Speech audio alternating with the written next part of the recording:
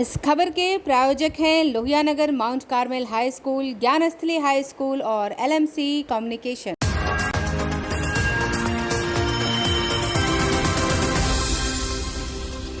नमस्कार, आप देख रहे हैं आंखें न्यूज़ 24। आपके साथ मैं हूं अक्षिता। 8 बजे के समाचार में आप सभी का स्वागत है। आइए देखते हैं रात 8 बजे तक के कुछ मुख्य समाचार। सबसे पहले हेडलाइंस। सीएम नीतीश कुमार की आम लोगों को संदेश, कहा अगर नहीं पीते शराब तो डरने की जरूरत नहीं। राजद का चिराग का बड़ा ऑफर, आधा दर्जन MLC सीट की पेशकश, 28 को हो सकता है बड़ा ऐलान। 27 तक कोरोना टीकाकरण अभियान के तहत 1 करोड़ का लक्ष्य, 125 घर पर 1 मोटरसाइकिल टीम का गठन। बिहार को एक और एक्सप्रेसवे की सौगात, गोरखपुर से सिलीगुड़ी तक एक्सप्रेसवे का निर्माण, प्रदेश से होकर गुजरेगा रास्ता। अब समाचार विस्तार से। राजद सुप्रीमो लालू यादव के लिए आज का दिन अहम रहा। आज उन्हें चारा घोटाले के एक मामले में पटना की अदालत में पेश होना पड़ा। कोर्ट ने इस मामले में लालू यादव सहित कुछ अन्य आरोपितों को स्वयं हाजिर होने का आदेश दिया। इसके बाद ही बीमार लालू दिल्ली से सोमवार की शाम पटना पहुंचे थे। यह मामला बांका कोषागार के अवैध निकासी से जुड़ा हुआ है। राज्य सुप्रीमो लालू यादव को CBI कोर्ट से बड़ी राहत मिल गई है। बांका कोषागार से 46 लाख रुपए के अवैध निकासी के मामले में कोर्ट ने उन्हें वकील के जरिए पेश होने के लिए छूट दी है। आज लालू इस मामले में स्वयं हाजिर होकर स्वास्थ्य आधार पर व्यक्तिगत पेशी से राहत के लिए अर्जी लगाई थी। कोर्ट ने इस मामले में लालू यादव सहित कुछ अन्य आरोपित को स्वयं हाजिर होने का आदेश दिया था। इसके बाद ही बीमार लालू दिल्ली से सोमवार की शाम पटना पहुंचे। यह मामला बांका कोषागार से अवैध निकासी से जुड़ा हुआ है। बांका कोषागार से 46 लाख रुपए की निकासी का मामला 1996 से ही चल रहा है। इस मामले में कुछ 28 लोगों पर आरोप है, जिनमें से करीब 6 लोगों के मरने की सूचना अदालत को पहले ही मिल चुकी है। लालू इस मामले में मुख्य आरोपित हैं। बांका कोषागार मामले में लालू यादव विशेष CBI कोर्ट के न्यायिक न्यायाधीश ब्रजेश कुमार के न्यायालय में सुबह 11 बजे पेश हुए। कोर्ट ने इस मामले की अगली तारीख 30 नवंबर को सुनवाई होगी। इस मामले में कोर्ट ने सामने हाजिर होने के लिए वे एक दिन पहले ही अपनी पत्नी राबड़ी देवी और पति बेटी मीसा भारती के साथ पटना आ गए थे। पटना में वे अपनी पत्नी के सरकारी आवास पर ठहरे हुए हैं। इस दौरान राजद के कई वरिष्ठ नेताओं ने राबड़ी आवास जाकर उनसे मुलाकात की। आपको बता दें कि लालू यादव चारा घोटाले के एक मामले में पहले ही सजायाफ्ता है और उन्हें स्वास्थ्य आधार पर आधी सजा पूरी होने के बाद जमानत दी गई है। इस मामले में वे 3.5 साल तक जेल में रहे। लालू यादव बतौर बिहार का मुख्यमंत्री रहने के दौरान हुए चारा घोटाले के कुछ 6 मामलों में फंसे हुए हैं। इनमें 5 मामले अब झारखंड में चले गए हैं, जबकि एक मामला पटना की CBI अदालत में चल रहा है। रांची की CBI अदालत में भी डोरंडा ट्रेजरी से 139 रुपए की अवैध निकासी के मामले की सुनवाई लगातार चल रही है। डोरंडा ट्रेजरी मामले में भी इसी महीने की 29 तारीख को सुनवाई होनी है। इस मामले में अब जल्द ही फैसला आने की उम्मीद जताई जा रही है। ब्यूरो रिपोर्ट, आंखें न्यूज़ 24। मुख्यमंत्री नीतीश कुमार ने कहा है कि ऐसी सियासतें पुलिस को मिली हैं कि शादी वगैरह के भी कार्यक्रम में कुछ लोगों को शराब पिलाने का इंतजाम रहता है। पुलिस को कहीं से सूचना मिल रही तो उसके हिसाब से वह वहां जाकर कार्रवाई कर रही है। इसके लिए तो किसी को चिंता नहीं करनी चाहिए।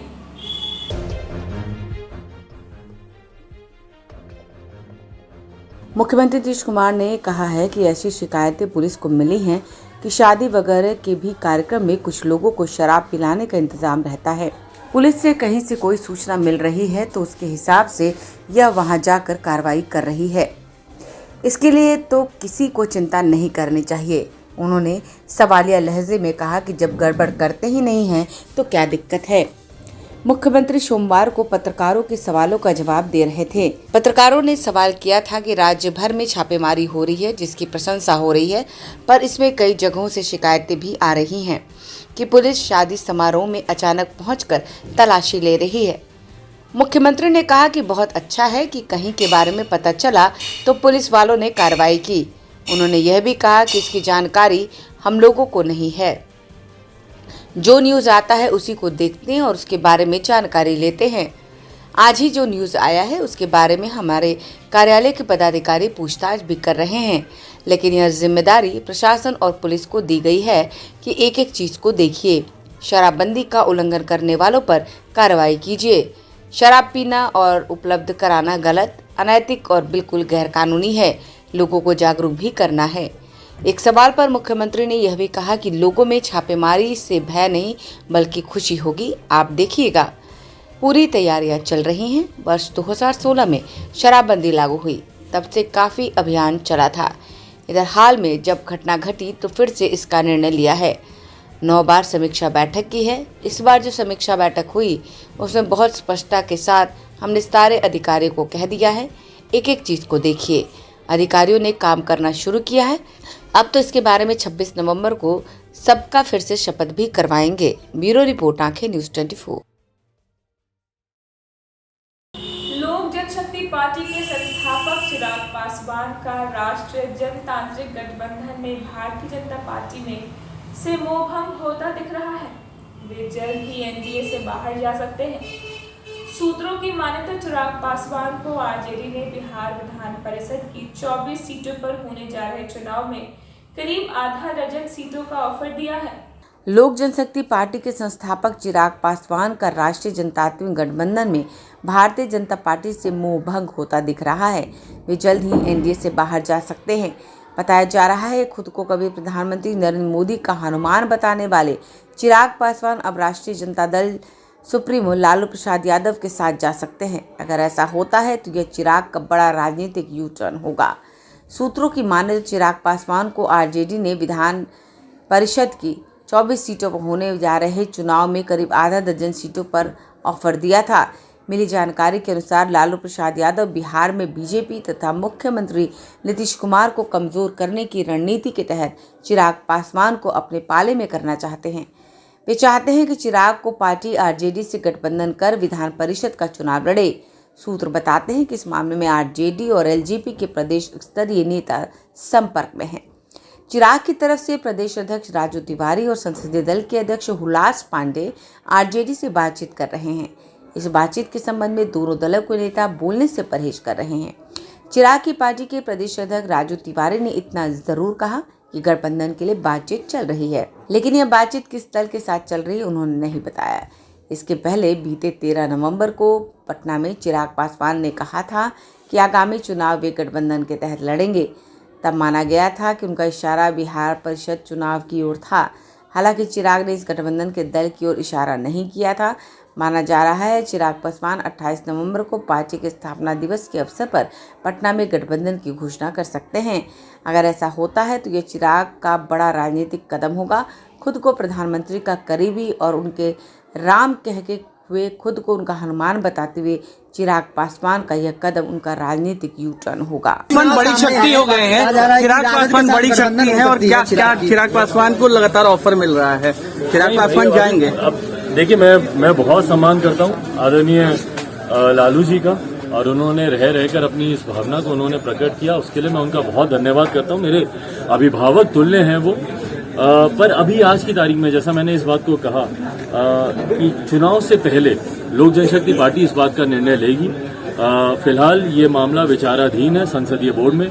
प्रदेश का संसदीय बोर्ड हुलास पांडे जी जिसके अध्यक्ष हैं, अभी चर्चा चल रही है कि भैया आने वाले समय में जो एमएलसी के चुनाव होने हैं उसमें लोक जनशक्ति पार्टी की क्या भूमिका रहेगी, क्या रणनीति रहेगी, या गठबंधन का क्या स्वरूप रहेगा। एक बार औपचारिक तौर पर यहाँ से डिस्कस हो के मामला केंद्रीय संसदीय बोर्ड में आता है। मतलब गठबंधन करेंगे चिराग पासवान इस बार, ये तय है। ये मैं पहले भी बोल चुका हूँ कि इस बार गठबंधन के तहत ही हम लोग चुनाव लड़ेंगे। आपकी पार्टी ने पोस्टर वार भी शुरू कर दिया है नीतीश कुमार के खिलाफ, और एक पोस्टर लगाकर नीतीश कुमार को तानाशाह बताया गया है शराबबंदी के मुद्दे। भाई जिस तरीके से गुंडाराज ये लोग कह रहे हैं, ये तानाशाही नहीं है तो और क्या। किसी के भी कमरे में धड़ाधड़ घुस जाना, ये अगर तानाशाही नहीं है तो और क्या भैया। ये लोकतंत्र तो नहीं है।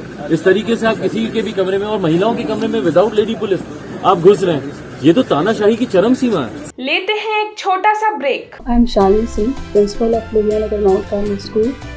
Here in our school, we give best education and good environment to our students where they can learn well. We provide here well-equipped lab, well-equipped, well-stocked library. We have here well-trained teacher also. We have a sports playground for cricket, volleyball, football, and also provision for indoor activities. So we have here security system, information and communication technology. So we have all facilities here in our school where students feel comfortable and secure.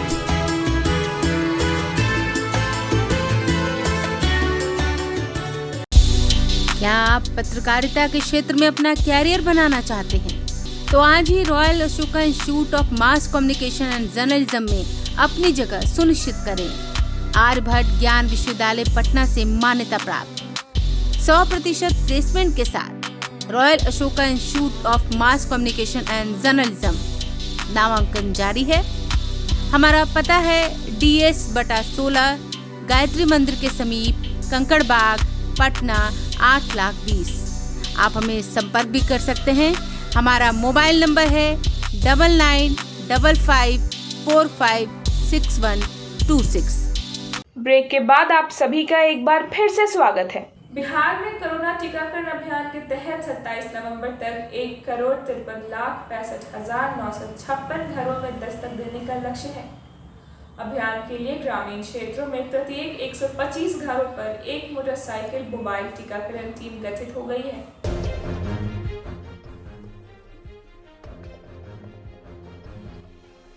Bihar में corona टीकाकरण अभियान के तहत 27 नवंबर तक 1,53,65,956 घरों में दस्तक देने का लक्ष्य है। अभियान के लिए ग्रामीण क्षेत्रों में प्रत्येक 125 घरों पर एक मोटरसाइकिल मोबाइल टीकाकरण टीम गठित की गई है। प्रत्येक मोबाइल टीम में एक वेरीफायर एवं एक वैक्सीनेटर होगा, जिसके द्वारा हर घर दस्तक अभियान के तहत घर घर जाकर टीकाकरण कार्य किया जाएगा। राज्य में हर घर दस्तक अभियान के दूसरे चरण की शुरुआत हुई। इस मौके पर स्वास्थ्य मंत्री मंगल पांडे ने कहा कि अगले महीने तक हर व्यक्ति को कोरोना टीका की पहली डोज दे दी जाएगी। अब तक राज्य में 7.56 करोड़ टीके की खुराकें दी जा चुकी हैं। जिन्हें पहली डोज के साथ दूसरी डोज की जरूरत होगी, उन्हें दूसरी डोज भी दी जाएगी। इसके लिए तकनीक, मानव संसाधन दोनों का सहारा लिया जा रहा है। हर जिले में कंट्रोल रूम बनाया गया है और हेल्पलाइन नंबर जारी किया गया है। दिव्यांगजन, वृद्धजन और गर्भवती महिलाओं को घर पर जाकर टीका दिया जा रहा है। पूरे राज्य के 534 प्रखंडों के चिन्हित घरों के सदस्यों का टीकाकरण किया जाना है। 5,852 सुपरवाइजर की निगरानी में मोबाइल टीम को पहुंचाने का लक्ष्य रखा गया है। अभियान के तहत राज्य भर में पल्स पोलियो की तर्ज पर स्वास्थ्य कर्मियों द्वारा घर घर जाकर कोविड टीकाकरण किया जा रहा है।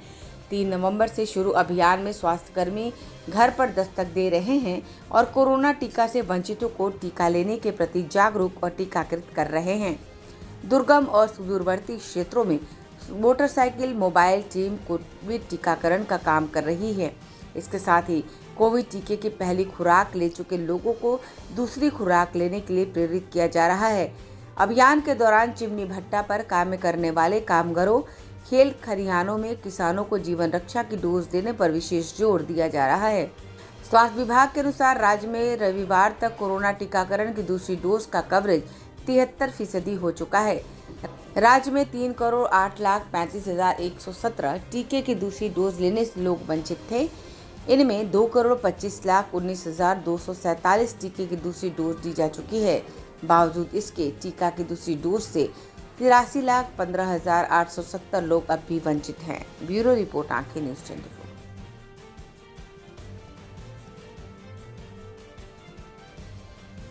बिहार को एक और एक्सप्रेस वे की सौगात मिलेगी। गोरखपुर से सिलीगुड़ी तक एक्सप्रेस वे का निर्माण होगा। इस सड़क का अधिकतर हिस्सा उत्तर बिहार के विभिन्न जिलों से होकर गुजरेगा। यह सड़क उत्तर बिहार के लिए लाइफलाइन साबित होगी।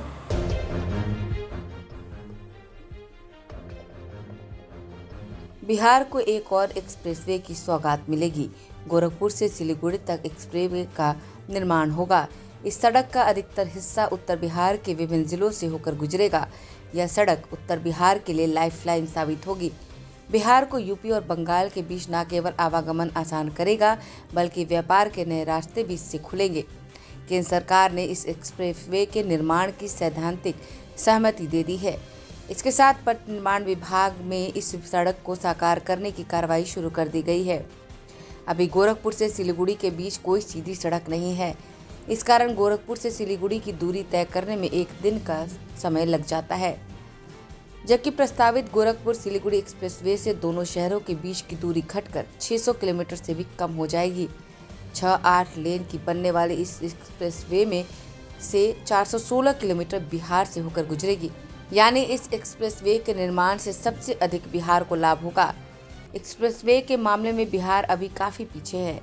इसे देखते हुए बीते दिनों केंद्र सरकार ने गोरखपुर से सिलीगुड़ी के बीच एक्सप्रेसवे बनाने का निर्णय लिया है। प्रस्तावित एक्सप्रेसवे गोरखपुर से होकर बिहार के गोपालगंज में प्रवेश करेगी। इसके बाद सिवान, छपरा, मुजफ्फरपुर, सीतामढ़ी, मधुबनी, सुपौल, सहरसा, पूर्णिया, किशनगंज होते हुए सिलीगुड़ी जाएगी।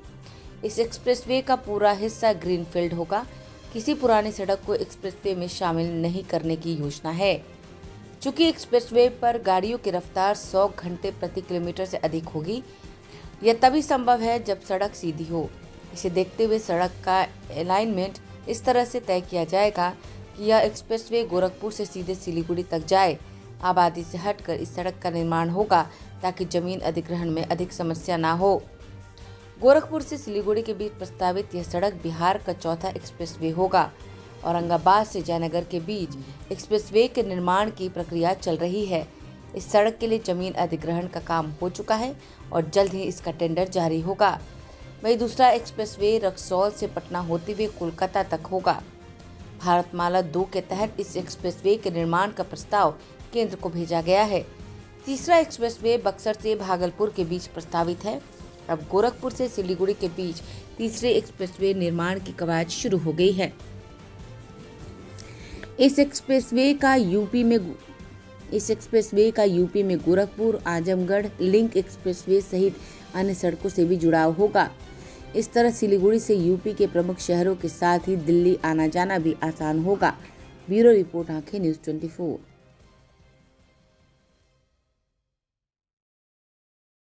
आइए एक बार फिर से देखते हैं हेडलाइंस।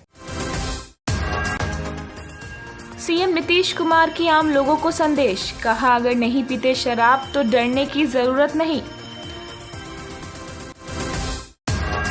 राजद का चिराग का बड़ा ऑफर, आधा दर्जन एमएलसी सीट की पेशकश, 28 को हो सकता है बड़ा ऐलान। 27 तक कोरोना टीकाकरण अभियान के तहत 1 करोड़ का लक्ष्य, 125 घर पर 1 मोटरसाइकिल टीम का गठन। बिहार को एक और एक्सप्रेसवे की सौगात, गोरखपुर से सिलीगुड़ी तक एक्सप्रेसवे का निर्माण, प्रदेश से होकर गुजरेगा रास्ता। दर्शकों, आज के लिए सिर्फ इतना ही। कल फिर मिलेंगे इसी वक्त रात के 8 बजे के समाचार के साथ। अगर आपने अभी तक हमारे चैनल को सब्सक्राइब नहीं किया है तो तमाम और खबरों के लिए हमारे चैनल को सब्सक्राइब करें और देखते रहें आंखें न्यूज़ 24, नजर हर खबर पर।